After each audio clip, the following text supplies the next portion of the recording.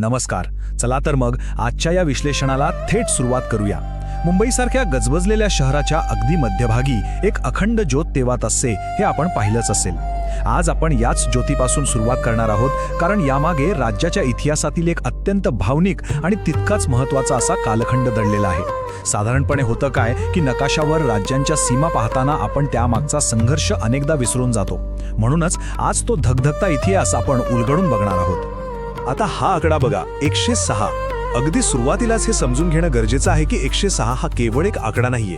हा आकडा एका अतिशय तीव्र संघर्षाचं आणि सर्वोच्च बलिदानाचं प्रतीक आहे. हे 106 लोक कोण होते? तर ते अगदी तुमच्या आमच्यासारखे सामान्य नागरिक, कष्टकरी कामगार आणि विद्यार्थी होते. या प्रदेशाला स्वतःची अशी एक भाषिक ओळख मिळवून देण्यासाठी त्यांनी थेट प्राणांची आहुती दिली. त्यांच्या या सर्वोच्च बलिदानामुळेच आजचं हे महाराष्ट्र राज्य आपल्या सध्याच्या रूपात उभं राहू शकलंय.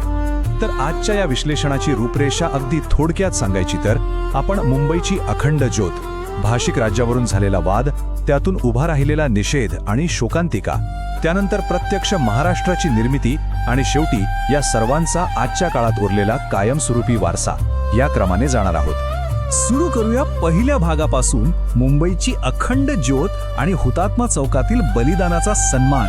21 नोव्हेंबर हा दिवस आपल्याकडे सरकार आणि नागरिकांकडून दरवर्षी कसा पाळला जातो आणि हुतात्मा चौकातील त्या वीर हुतात्म्यांच्या चिरंतन स्मृतींचा सन्मान नेमका कसा केला जातो ते आधी पाहूया. आणि बघा, इथूनच या आधुनिक आचरणाचा मुख्य उद्देश अगदी स्पष्ट होतो. हुतात्मा स्मृती दिन का पाळला जातो?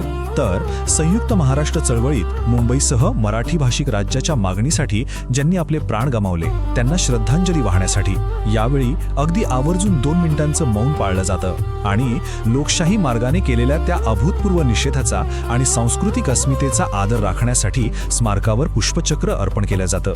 आता वळूया दुसऱ्या भागाकडे. भाषिक राज्याचा वाद, म्हणजेच 1950च्या दशकात राज्यांच्या सीमांवरून झालेला तो मोठा संघर्ष. स्वातंत्र्योत्तर काळात जेव्हा राज्य पुनर्रचना आयोगाने म्हणजेच स्टेट्स रिऑर्गनायझेशन कमिशनने द्विभाषिक बॉम्बे स्टेटची शिफारस केली, तेव्हा नेमकं काय घडलं? ह्याच एका शिफारसीमुळे संपूर्ण राज्यात एका अतिशय तीव्र आणि ऐतिहासिक वादाला तोंड फुटलं होतं. यातला सर्वात रंजक आणि महत्त्वाचा मुद्दा म्हणजे त्यावेळचे तत्कालीन मुख्यमंत्री मोरारजी देसाई यांचा दृष्टिकोन आणि दुसऱ्या बाजूला संयुक्त महाराष्ट्र समितीची मागणी, या दोन्हीत असलेली प्रचंड तफावत. एकीकडे सरकारची अशी भूमिका होती की राष्ट्रीय एकात्मता आणि महानगरीय विकासासाठी मुंबईला कॉस्मोपॉलिटन, द्विभाषिक राज्य किंवा थेट केंद्रशासित प्रदेश बनवावं. पण दुसरीकडे मुंबईसह केवळ मराठी भाषिकांचं एकजिन्सी राज्य असावं, अशी तळागाळातील लोकांची आणि समितीची आग्रही मागणी होती. इथं आपण अगदी स्पष्टपणे बघू शकतो की दोन्ही बाजूंचे विचार आणि प्राधान्यक्रम एकमेकांपासून पूर्णपणे भिन्न होते. आणि मग इथूनच एक अत्यंत महत्त्वाचा आणि खरोखरच गंभीर प्रश्न उभा राहतो. राज्यांच्या सीमांबद्दलचा हा सुरुवातीचा राजकीय आणि वैचारिक वाद थेट रस्त्यांवर येऊन एका मोठ्या शोकांतिकेत कसा काय बदलला? हा प्रवास कसा झाला हे आता आपण उलगडून पाहूया. तर हा आहे आपला तिसरा भाग, निषेध आणि शोकांतिका. समितीची स्थापना आणि 1955 मध्ये झालेला तो भयंकर रक्तपात, हा असा काळ होता जेव्हा संयुक्त महाराष्ट्र समितीची अधिकृतपणे स्थापना झाली होती. SM जोशी, श्रीपाद अमृत डांगे आणि केशवराव जेधे यांच्यासारखे अगदी वेगवेगळ्या राजकीय आणि वैचारिक पार्श्वभूमीतून आलेले दिग्गज नेते एकत्र आले आणि त्यांनी एका छत्राखाली या चळवळीचं नेतृत्व करायला सुरुवात केली.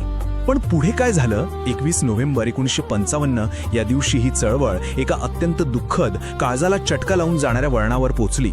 मुंबईतल्या ऐतिहासिक फ्लोरा फाउंटन इथे एक अतिशय भव्य निदर्शन सुरू होतं आणि तिथेच सरकारी आदेशानुसार पोलिसांना जमावावर गोळीबार करावा लागला. विचार करा, या भयानक गोळीबारात 100हून अधिक आंदोलनकांना आपले प्राण गमावावे लागले. तो केवळ एक वैचारिक विरोध राहिला नव्हता, तर त्याचं रूपांतर एका अफाट मोठ्या मानवी हानीत आणि शोकांतिकेत झालं होतं. आता डिजिटल अभिलेखागारातून घेतलेली ही काही प्रत्यक्ष नावं बघा. Shri Sitaram Banaji Pawar, Shri Joseph David Pejarkar, Shri Chimanlal D Sheth, Shri Bhaskar Narayan Kamtekar. ही नावं फक्त नावं नाहीत, हे लोक विविध जाती, धर्म आणि वर्गातून आलेले सामान्य नागरिक होते. ही यादी वाचताना आपल्या लक्षात येतं की हा लढा खऱ्या अर्थाने किती व्यापक होता.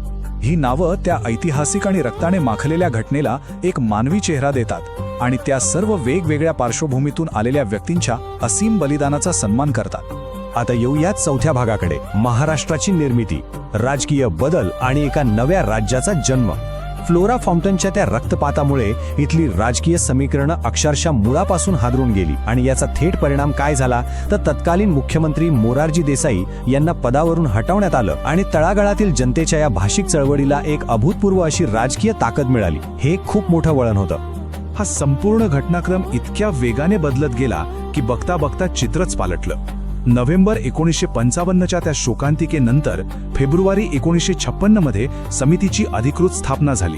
त्यानंतर 1957च्या सार्वत्रिक निवडणुकीत समितीने तब्बल 101 जागा जिंकल्या आणि एक प्रचंड राजकीय गती प्राप्त केली.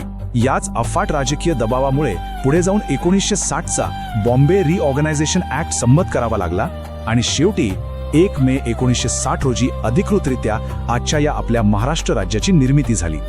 आणि आता शेवटचा 5वा भाग, कायमस्वरूपी वारसा. आजच्या काळात आपण या बलिदानाचं स्मरण कसं करतो? चला तर मग इतिहासातून पुन्हा एकदा वर्तमान काळात येऊया. ज्या फ्लोरा फाउंटन परिसरात तो भयंकर गोळीबार झाला होता ना, त्याच चौकाचा 1961 मध्ये अधिकृतरित्या हुतात्मा स्मारक चौक असं नामकरण करण्यात आलं. हे स्मारक आजच्या नव्या पिढीला त्या अभूतपूर्व बलिदानाची आणि राज्याच्या पायाभरणीची कायम आठवण करून देत उभं आहे. आजच्या काळात बघायला गेलं तर एक अतिशय रंजक गोष्ट पाहायला मिळते. हॅपन रिसेंटली सारखे डिजिटल न्यूज पोर्टल्स असतील किंवा रेडिट सारखे सोशल फोरम्स असतील, हे सगळे मिळून या इतिहासाला आजच्या नव्या पिढीपर्यंत पोहोचवण्याचं एक अत्यंत महत्त्वाचं काम करत आहेत. आधुनिक काळात तरुणांमध्ये नागरी जाणीव निर्माण करण्यासाठी आणि इतिहासाची ही दरी सांधण्यासाठी या डिजिटल मंचांचा अतिशय प्रभावीपणे वापर होतोय. हे नक्कीच कौतुकास्पद आहे. आता रेडिट या मंचावरील एका आधुनिक पोस्टमधील हे वाक्य बघा. ही यादी केवळ नावांचा संग्रह नाही, तर इतिहासात अजरामर झालेल्या प्रत्येक शूर व्यक्तीची ती एक आठवण आहे. हे अतिशय मार्मिक विधान काय दाखवून देतं? हेच की अनेक दशके उलटून गेल्यानंतरही त्या हुतात्म्यांच्या बलिदानाचा भावनिक प्रभाव आजच्या नव्या पिढीवरही तितकाच घट्ट आहे. यातून एक गोष्ट स्पष्ट होते, ती म्हणजे हा इतिहास अजूनही तितकाच जिवंत आणि प्रेरणादायी आहे. तर अशा प्रकारे आपण आजच्या या विश्लेषणाच्या अगदी शेवटी आलो आहोत. पण जाता जाता एक अत्यंत विचार करायला लावणारा प्रश्न उभा राहतो. जेव्हा नकाशावर या सीमा आखल्या जातात, तेव्हा त्या रेषांखाली दडलेल्या मानवी कथा आणि त्या लोकांनी दिलेल्या बलिदानाची खरोखरच आपल्याला पूर्ण जाणीव असते का? या प्रश्नावर नक्की विचार करा.